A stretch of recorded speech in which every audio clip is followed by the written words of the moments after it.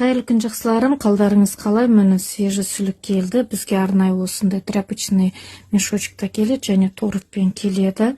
Әрқайсысын әр қазір размерменен шыны ыдысқа бөліп салынады. Көбінесе жастар қойып жатады, бір қойылған сүлік қайтадан қойылады деп. Никогда қойылмайды. Біріншіден қараңыздар.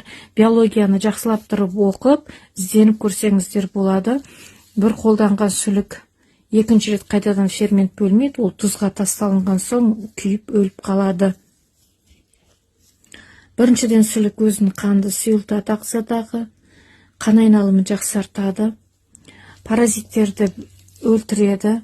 Паразитпен өлтірген кезде ағзадан шығару үшін арнайы шелочное сілтілі суды ішу керек, міндетті түрде магний суы менен серебро суын міндетті түрде ішіп, ішек құрылыс тазалау керек.